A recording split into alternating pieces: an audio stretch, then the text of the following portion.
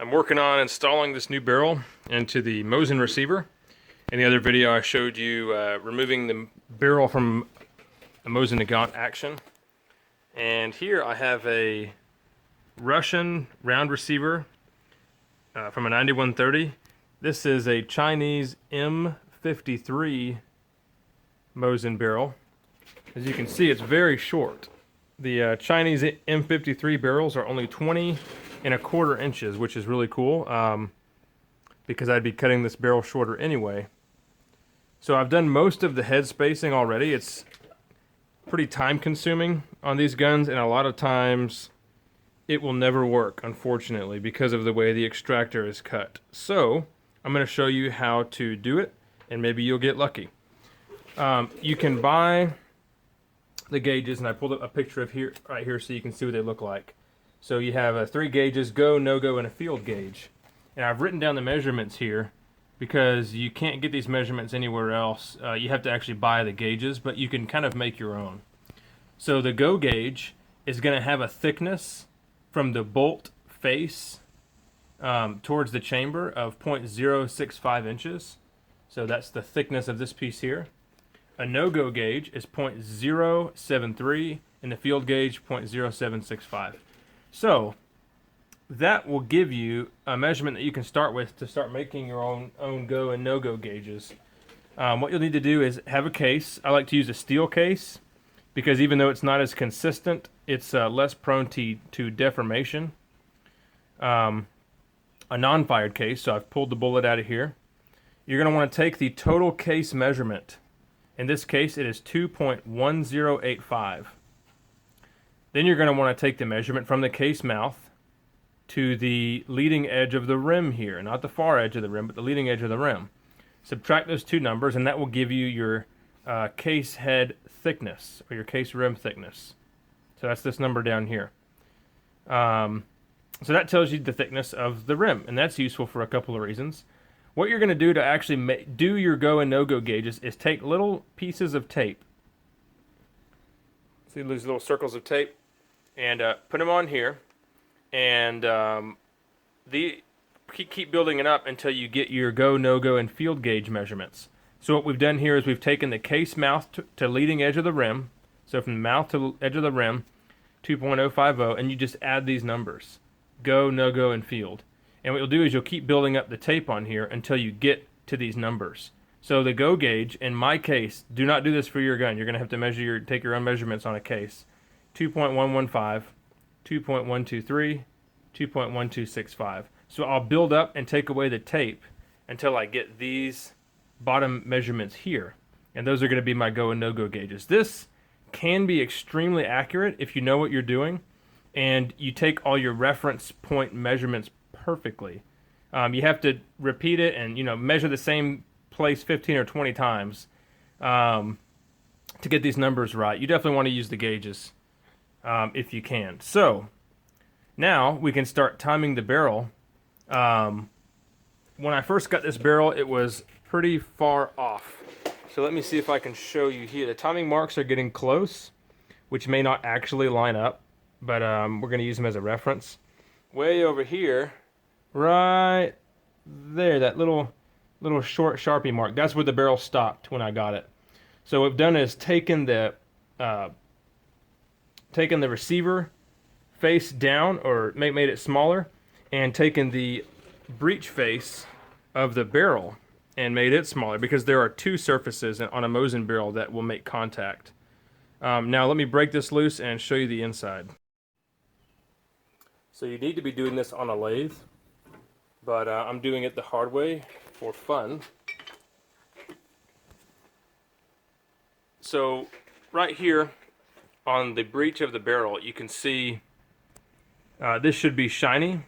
I've gone over it with layout fluid and turned it black. That way I can check to see where my interference fit is coming from.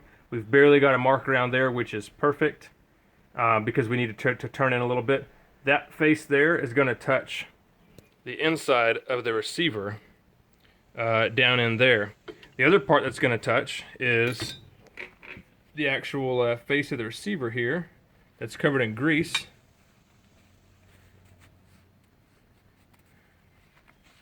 So you'll mark that with layout fluid. If you don't have layout fluid, you can use a Sharpie. I quit using layout fluid a little bit ago and switched to the Sharpie just because it dries quicker. So there's that. So you have to bring this face here down, and also bring this face here down, and you have to do it in perfect equal measurements.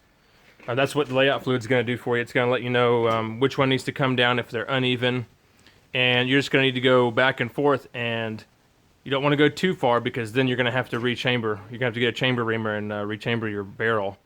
So having an excessive or too large of a fit is good because you can get smaller. So anyway, now I'm going to take a bastard file and extremely carefully take this off perfectly flat, a couple more thousandths, and I'm going to do the same thing here.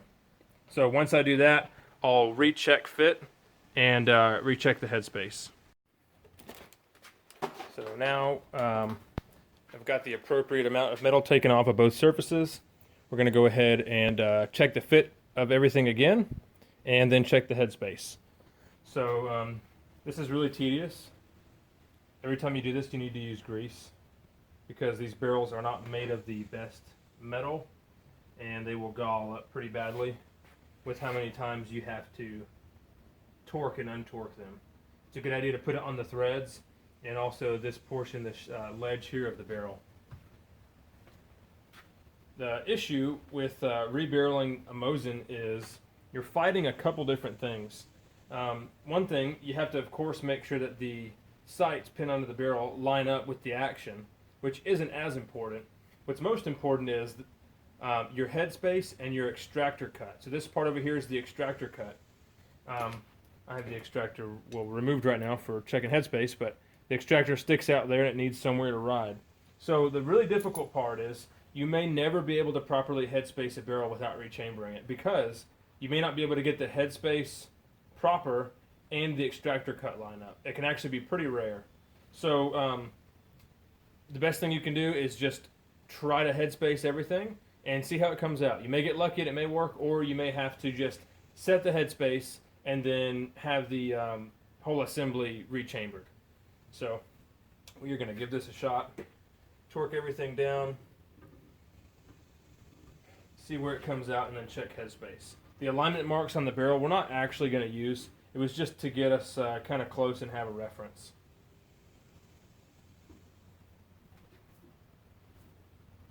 I think I'm going to have to adjust a bit more. So I'm not going to use a torque wrench right now. I'm just going to use my 3/4 inch drive breaker bar. Because I'm going a little bit conservative here. I don't want to overdo it.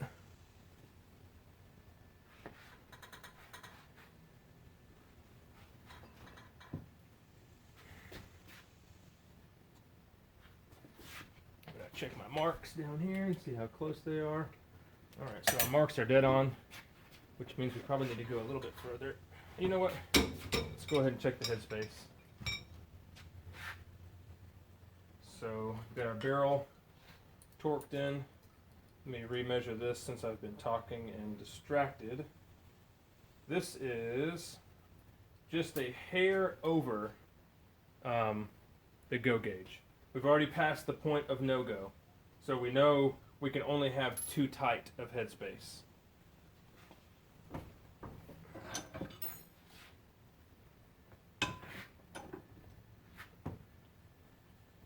Alright. Put our case in. And it will be okay for the barrel to close on this. For the bolt to close on it. If it doesn't close, or if it just barely closes with some resistance, that's okay, because we are 1/10,000th over too tight. And that seems to be the case. It looks like we just barely close on the go gauge, and I can feel a little bit of resistance, so I know I've got a chamber that's leaning more towards the tighter end of the go gauge. I've never seen a rim that was actually thicker than a go gauge, so even if you're on the tighter end, you'll be just fine. So now that the headspace is proper, what we can do is check the alignment of the barrel to the receiver. What you're going to want to do for there, this part isn't super great, but it'll get you close. Stick your level here, and then stick it here, or on this on this space here, and just kind of get them close. So this is not level in the vise, but we'll be able to watch the bubble and see how close it is. So let me go ahead and adjust this a little bit, get it in a better place to check for level if I can. Alright, so we're on the leading left edge, and we're on the leading left edge right there. And we're just over the edge here, though I'm not sure how well that's machined. It does not look like it's machined very well. So we'll check in a few different places. Looks like we could maybe even tighten the barrel a tiny bit more according to just the sights. So at this point, our barrel is now head spaced, and it is pretty close to true to the receiver. So now what I'm going to go ahead and do is pull my tools off and just check and make sure everything is straight across there. So in this case, it looks like we're going to get lucky and we're going to be able to use this Chinese barrel in this Russian receiver. It's okay if the head spacing is too short or too tight. Like I said, if you can't close on a go gauge, but everything is lined up, you're just going to have to rechamber your gun. And that's not that big of a deal. But anyway, I hope that answers any questions that you have. If I come up with anything to add on to the end of this video, I may make a separate video to kind of supplement this. So if you have any questions, put them in the comments. Thanks for watching.